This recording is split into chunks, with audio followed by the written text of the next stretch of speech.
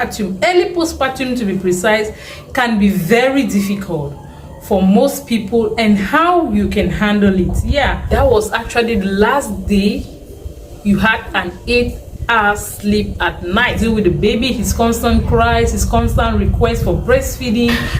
I would always not even have a good bath. Like, I used to cut Seba. You don't want your man to start lifting up his nostrils when he's beside you.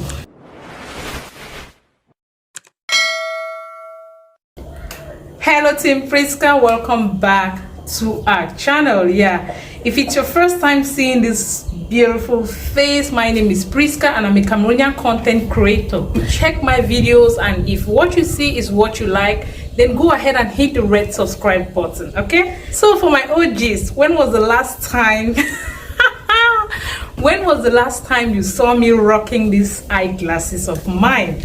Tell me. If you can tell me the last time, it means you've been right here with us from the time I started this pregnancy series or doing these pregnancy videos. So as you notice on today's video, we are going to talk about some things on the reason why your postpartum, early postpartum to be precise, can be very difficult for most people, and how you can handle it. Yeah, it's really not easy, more especially for those of you that are out there in the diaspora or overseas, as I may say it, especially because you manage taking care of your babies, of your kids, without nannies. Some of your parents are unable, or family members are unable to come for a mukro.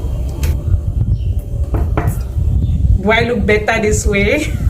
If you are in the out abroad, you have just put to birth and you don't have a nanny, your parents, a mother has not come for a mugwo, as we call it in Africa, most African countries call it, then you are here to watch this video and try to apply it. The first thing I'm going to talk about is you not having enough rest. Like the day you deliver your baby, that was actually the last day you had an 8-hour sleep at night. Let me just say 8 hours, because some people with your pregnancy, they manage to sleep so well. Let me just put it averagely that way.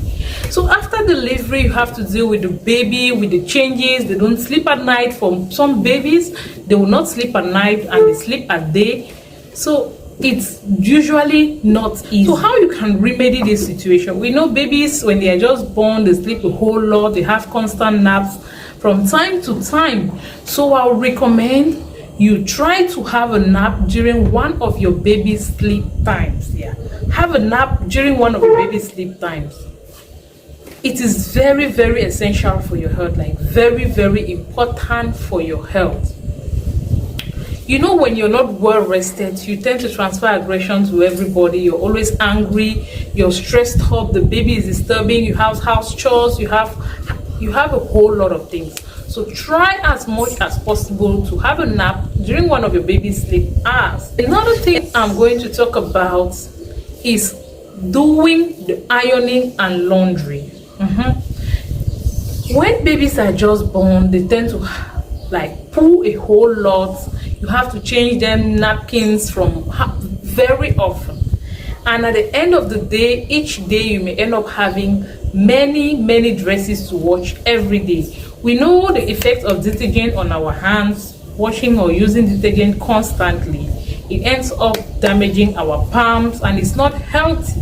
So our advice, if you can afford it, try to use this disposable napkin, the diapers. Yeah, try to use diapers if you can afford it, because it's just going to help you have less dresses to wash. That's the things that God gets back a whole lot, more than even the dresses the baby wear. And if you are able to do that, then I would advise you don't do the baby's laundry daily. If you can do it 3 to 4 times a week, it will be best for you. Having your hands constantly in water is not healthy, as I said, and also that time you use always to do that laundry is time you can use to rest or do something else. Postpartum is very difficult because you have to deal with the baby, his constant cries, his constant requests for breastfeeding. You have to manage household chore, you have to manage other baby, or other siblings. it makes the whole thing hard, and it's even worse if you're still working from home. And concerning the ironing, my dear, you just put to bed. You need all the help you can get. If a friend is coming home to visit you or to visit the baby, grab that opportunity. Do not be ashamed to request. Some people may not know that they can assist you with some chores like ironing. If a friend is coming home, depending on the relationship we share with that person, you must not be so close to make a request. Please, you mustn't be so close to make a request. Just plead that friend that, please help me with the ironing. It's really not easy for me to buy out time, and they'll happily do it. And please praise them as they are doing. You can even tell them, I don't even usually fold dresses this way. Oh, you fold it like an expert, to help motivate them and help them enjoy what they are doing. Okay, so that's it. Another point I'm going to talk about, guys. Hey, if you have had kids before, tell me down in the comment section how well you took your bath. Like, how well you took a bath. I remember with Chris, I just put to birth. If you're not aware, my baby is 1 month and 2 days today. So this is I would just want to talk based on the first baby. I mean, after the Omogo, my mother left, other people left. I was all alone in the house, and it was just not easy. You can be home from morning till like night, and you ask yourself, what have I been doing all day? You're exhausted, you are tired upstairs, and you wonder, what have I been doing all day?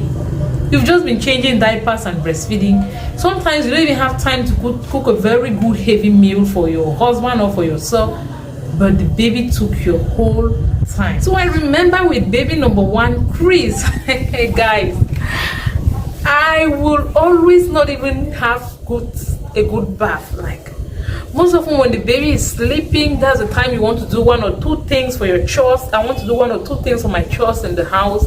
And when I just enter the bathroom, I start bathing, he starts crying. Like, try as much as possible to have a good bath. Please.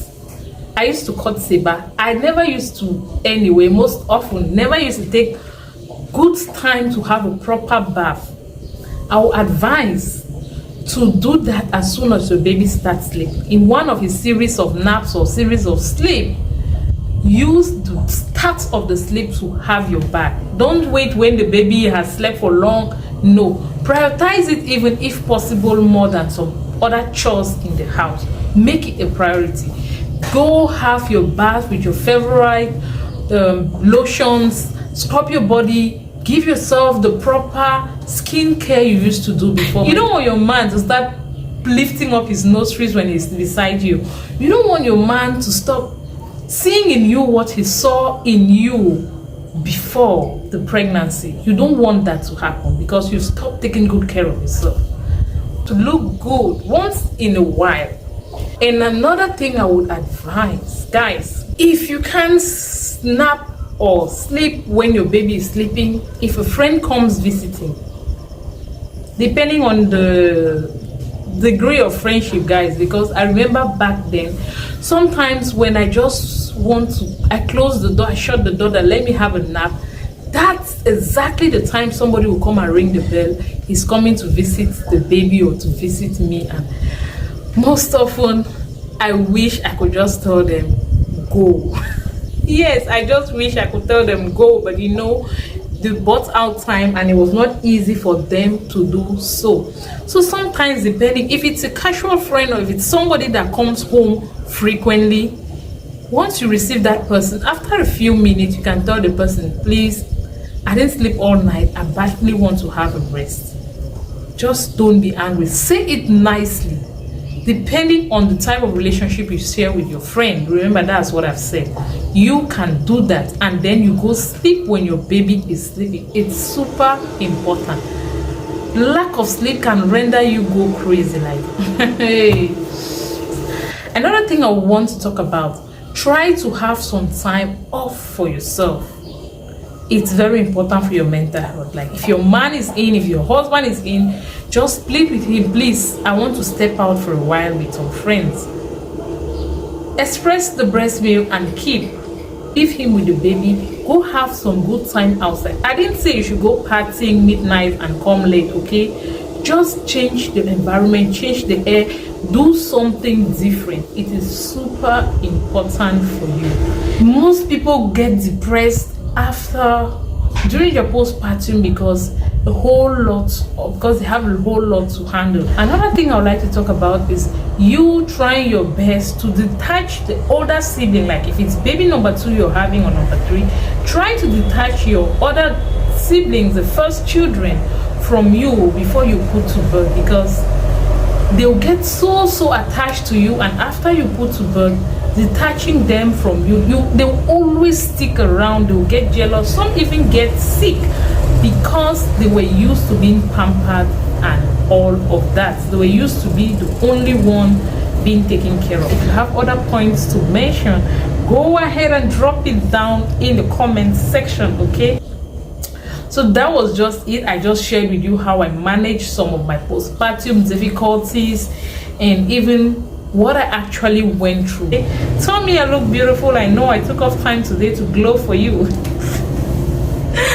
I'm not glowing for you guys, I'm glowing for myself. So I'm signing out here, and until we meet again, take care guys. Love you. Bye bye.